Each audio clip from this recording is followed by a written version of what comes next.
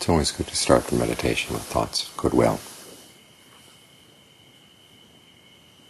Remind yourself that you do really want to be truly happy, and that's why you're here.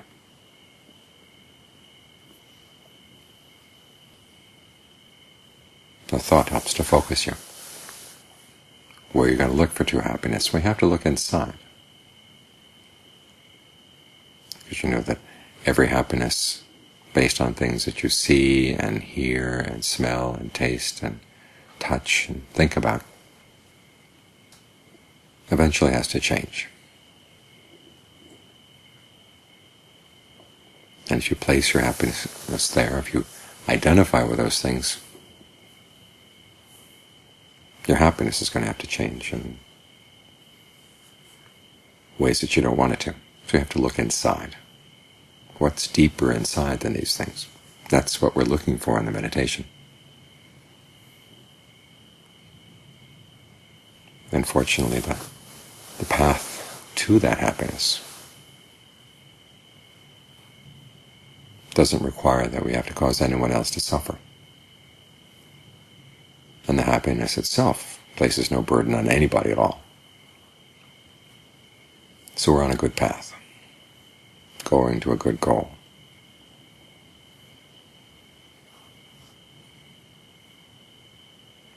And as one way of guaranteeing that we stay on the path, we spread thoughts of goodwill to others too. People close to our heart, people not so close, and then spreading out into ever-widening circles. That thought helps to open up the mind. As the Buddha said, it's like a large river of water. If you put a lump of salt in the river, you could still drink the water in the river. It wouldn't be too salty because there's so much water. But if you just had a little cup of water, put the salt in, you wouldn't be able to drink the water at all because so little water and so much salt. In the same way, if you carry around your own personal concerns all the time, any little pain can suddenly seem like a huge lump of salt. But if you think in larger terms, it makes the little pains a lot easier to deal with.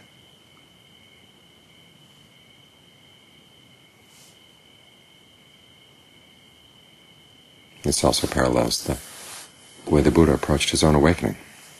On the night of his awakening, that first knowledge had to do with his own narratives. But before he focused on the present moment in his third knowledge, he went through the second knowledge, where he thought of all beings,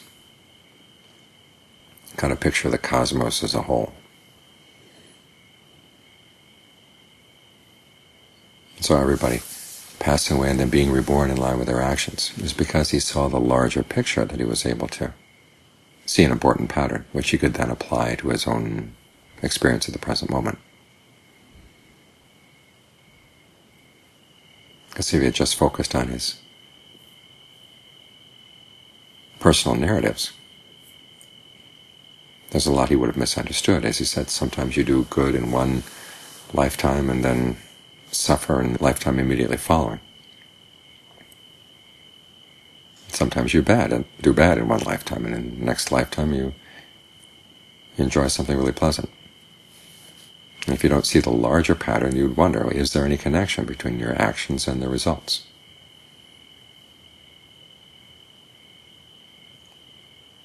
And the same question applies to a lot of other issues in life as well. When you just look at yourself and are concerned about your own personal problems, your own immediate circle all the time, you miss some larger patterns. And that narrative can start weighing you down. But if you can air out your mind, thinking about all beings, get the larger picture,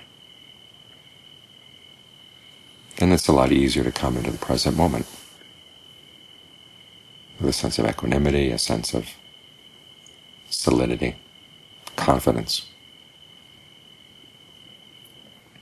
that this is something you can do, and it's something that's important. the chant we had just now on aging, illness, and death and action is only part of what the Buddha's recommendation was for how to reflect on those things. He says, reflect not only that you're a subject to these things, you're subject to aging, illness, and death, separation, and you're responsible for your own actions, and your actions are going to bear results. He says, this applies to everybody.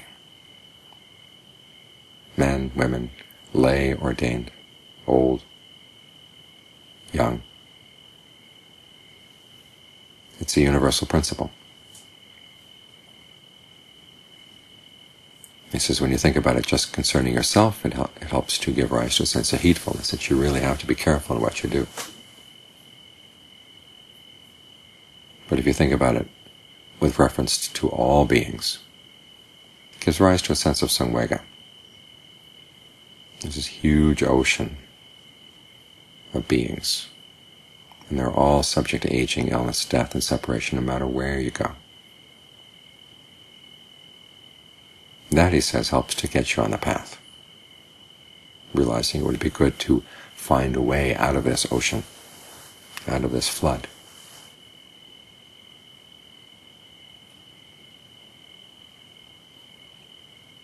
So when you've thought in these larger patterns, then you can focus in on the present moment.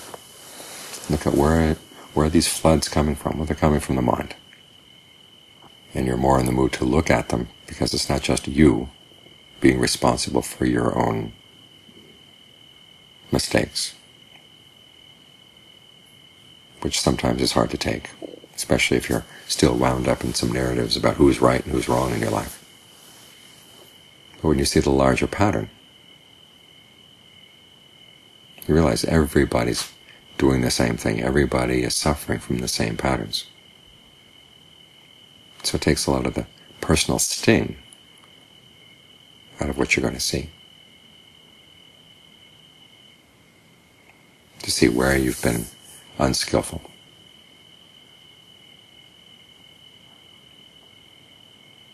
And because the sting is gone, it's a lot easier to be willing to adopt some new patterns that are more skillful.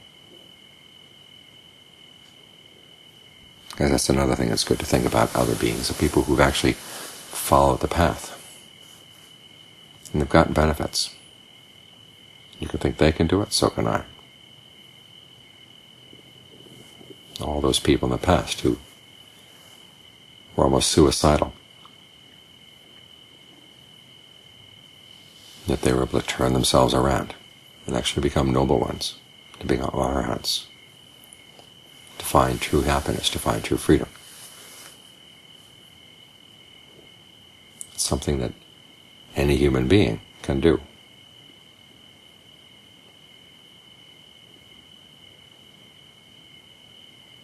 So it's good to think in these larger terms.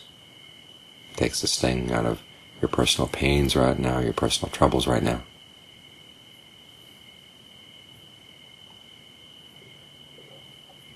Especially when you look at the larger picture, not only in terms of all beings, but also the whole stretch of time.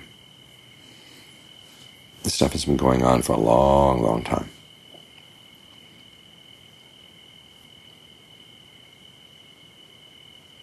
When you come at this with a sense of enough, then you're really ready to settle down.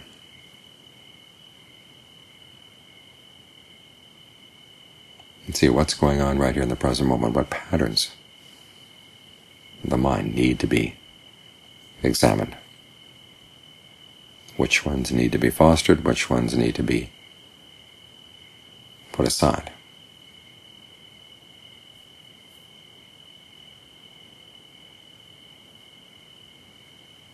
And we use the breath as our guideline in the beginning.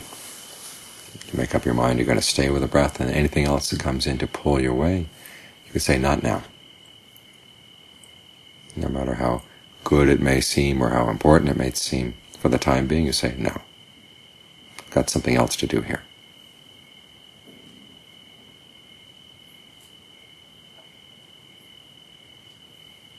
And then you realize if you're going to stay with the breath, you're going to have to make it interesting. You're going to have to make it comfortable.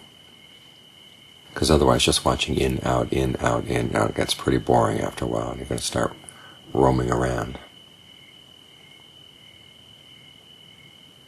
looking for some way to find a sense of pleasure in the course of the hour here. But you can remind yourself, okay, the breath can get very comfortable if you give it space, if you give it time. If you jump around too much, you're not giving things an opportunity to develop and to grow.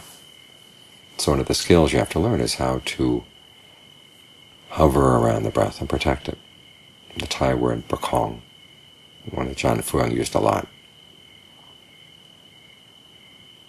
It's the same word they use when a child is learning how to walk. You walk behind the child and you have your hands out ready in case the child is going to fall.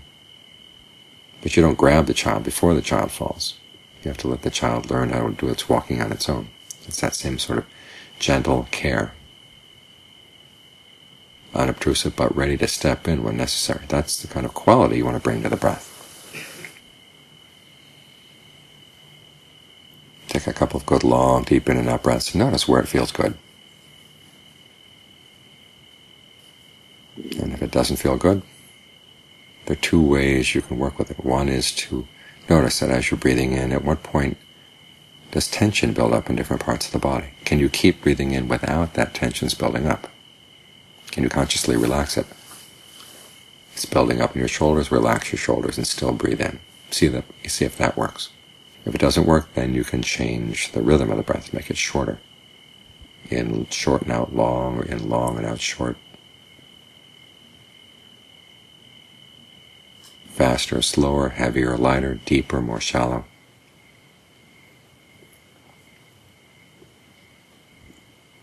Notice what kind of breathing you like right now. This is one area in the practice where you really can indulge your preferences.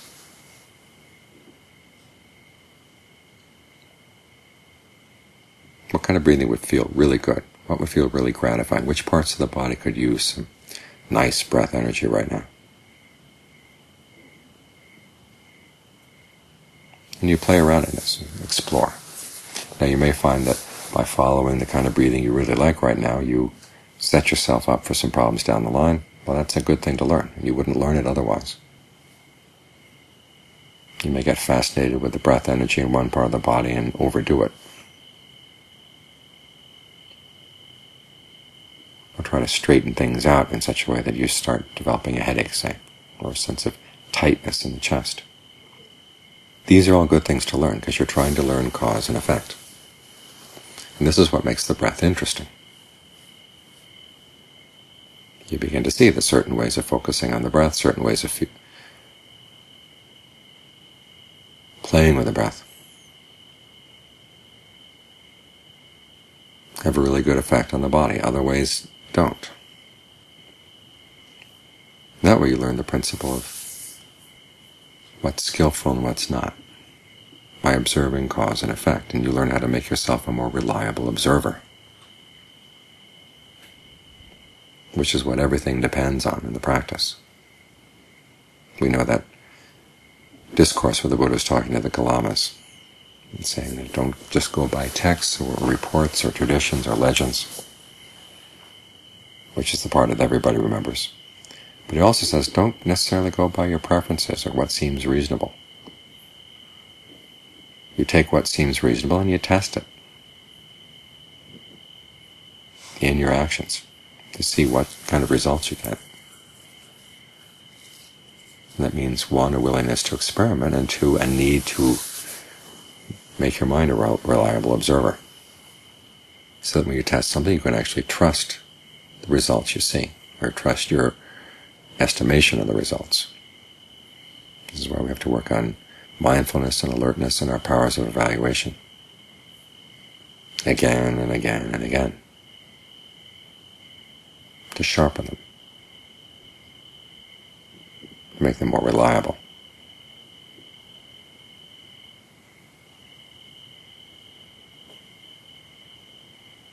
So that's the main issue we're working on, to put the mind in a position where you can rely on it.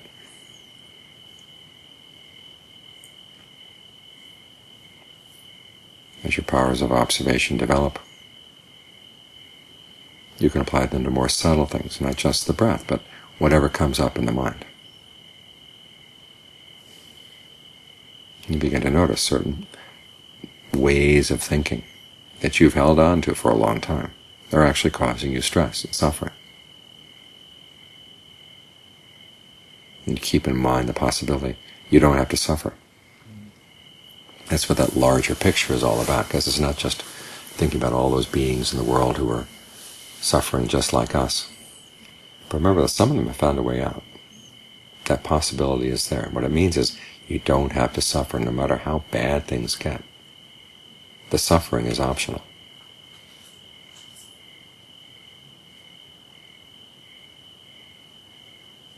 And so if you find a particular way of thinking that's causing a sense of burden on the mind, ask yourself, what would it be like not to go with that thought? And sometimes it's easy to drop, and other times it's not so easy, which means there's a part of the mind that really likes that kind of thinking. It's got other agendas.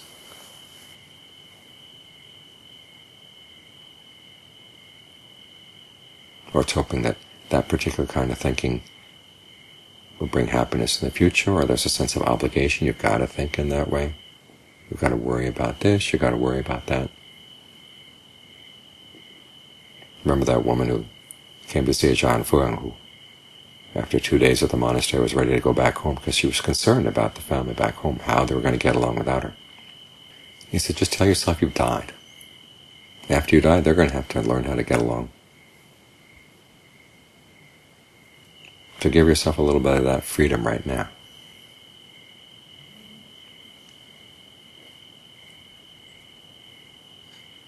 Learn how to take that perspective on your thoughts. Okay, wherever there's stress, look for the cause and allow yourself to drop whatever's causing it.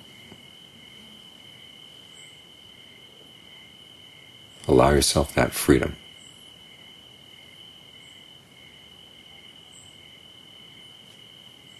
Because that's when you're really showing yourself goodwill. And it turns out it's also showing goodwill for others as well, even the people for whom you're ordinarily responsible.